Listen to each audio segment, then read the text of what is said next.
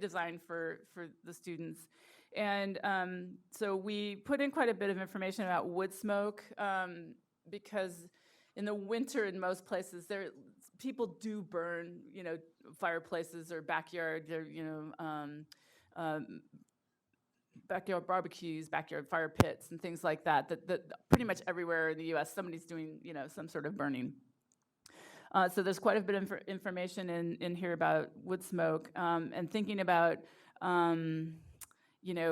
patterns of activity. So, for example, often, let's think about other particle sources. 4th of July, what do? We shoot off fireworks if you're allowed to, and you can definitely see the spikes in concentration of PM2.5 around the 4th of July, okay? You sometimes see the same thing on New Year's Eve. People like to save some stuff from 4th of July and then shoot it off in January 1st, or December 31st. Wood smoke, often Thanksgiving, Christmas, basically holidays, or if the temperature drops below some, lower temperature depending on where you live, then you see more wood smoke. And you can see the increase in particle pollution in those locations. And in fact, some of there's, I don't know if you guys do it here, but I know in like Sacramento, there's no burn tonight, or, there's basically, if you've reached some conditions of higher concentrations, there are actually control programs that are put in place. So with that in mind, if you were going to think about, okay, I know that my neighbor is burning, does a barbecue every Friday evening, okay, and I might want to say, all right, so I want to go look at on Friday evening what the concentrations are, and I know on Thursday evening at the same time they're not. So I might want to set up a design that says, I'm going to look at those two things. So one of the things you have to talk about here then is, what are you controlling? What do you have control over to keep constant?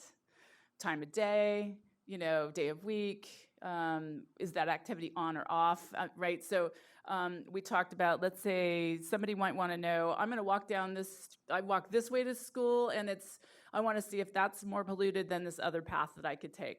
So then what are we going to control? You probably want to control the morning walk to each other as opposed to a morning and an afternoon walk. The weather's different. There might be different, kinds of amount of vehicles, et cetera, right? So it's thinking through, and these students haven't thought about scientific design very much, so that's the kind of thing, is really thinking about what you can control and what you can't control. And it really does help to kind of talk it out, and that's one of the things that's been really kind of the fun part for us as scientists on some of the Google Hangouts, where the kids ask us these questions, or like, here's my idea, and then we might well, you could tweak it a little this way, or, oh, you're only measuring for 20 minutes, and maybe you should think about a longer time period, or, or why don't you try that 3 different times, not just once, and, so it's sort of, that's really kind of fun, helping nudge, some of the study design so that they think through that. Yes. Running through my head about different things, and so one of the things I thought about is starting my car in the garage in the morning, Mm-hmm. and doing a measurement, and then when I do come home in the evening after I've been driving, it's no longer cold, and how that can work. That would be something that kids could relate to. They could also know, hey, the car is cold, now the car is hot, and how it's different. Yeah. Yeah, so that's a good, the only caution there is that cars don't emit a lot of particles, and we're measuring particles. So kind of that, do you know when you first turn on the car, you sometimes smell hydrocarbons a little bit? So it's be harder, but that's exactly the right kind of thinking. It's like, I didn't think about it. Yeah, no.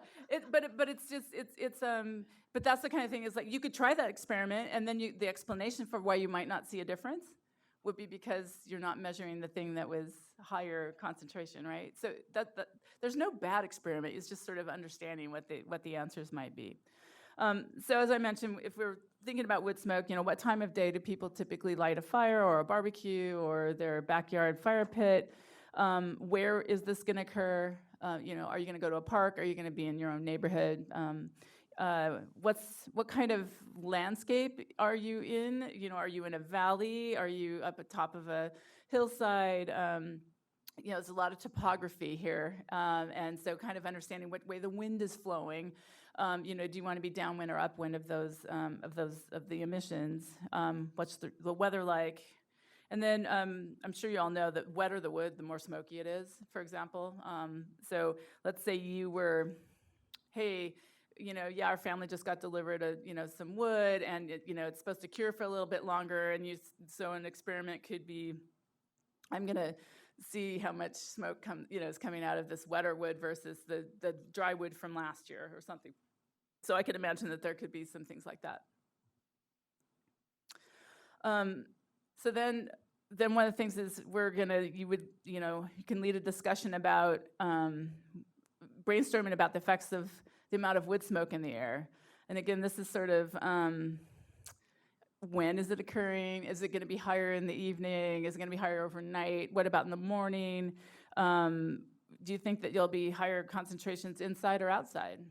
I mean, one of the little tidbits in here was quite a bit of the wood smoke, if you have a fireplace, 50 to 70% just gets sucked back into the house.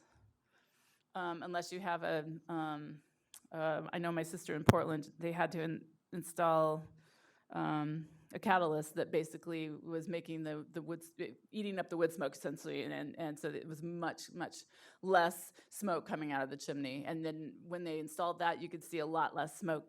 You could smell a lot less smoke in the house. But this is if you haven't done those retrofits, this is really eye-opening, because it's like, oh, you lit the fire, and you may be used to smelling the smoke, and then if you're measuring, it's like, oh wow, it's pretty high. So that's another thing to think about. And this also goes along with other things, like, what did somebody say? Oh, they did some measurements, and they found out, this was with the purple air, similar idea, but they had basically a PM monitor, a sensor attached, in their backyard, and they found out, like, one of the family members was sneaking a smoke break outside every day at 3 or something like that, So you can find things that maybe you didn't want to know. All right, so then this was the thing about what can you control, because you want to, if you're trying to compare, like, is the concentration higher here than here, or during this time versus this time? Again, we have to control as many things as we can to make that comparison useful. So this is the thing is, do you need to measure things in two places at the same time? So you might need to be coordinating with another team, right? So, hey, we're gonna measure here, and we're gonna measure here, we're gonna measure at the same time, so you would coordinate with that other team to do so. And then one of the things you might be is, well, maybe as part of that experiment, maybe both teams should be together for a little bit at the beginning to make sure they get the same concentration at the same location, right?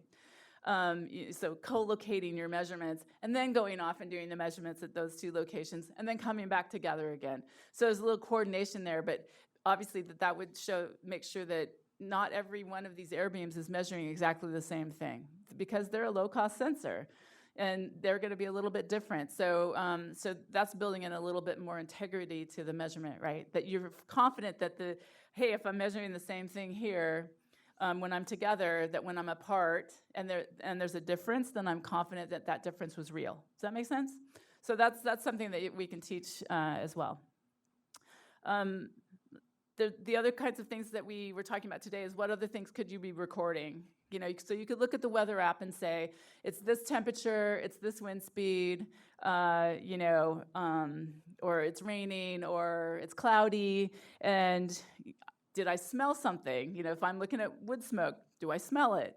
Or diesel, or I'm at the bus stop and I'm waiting for the bus, and when the bus pulls out, I see a puff of black smoke. Or what are we trying to record so that it helps us interpret our data better? And then again, this whole thing about control, you kind of are looking for I want to go to a place where I don't expect that thing to be happening versus where I expect it to be happening, okay? Or the time, or the date. It's a concept I think all scientists have to deal with, but we're trying to teach that, right? And so it's really fun to brainstorm with the kids, because they'll come up with some really good ideas, and then like I said, you kind of gently nudge them a little bit. Well, did you think about this? Oh, yes, and you do the yes, and, but how about this?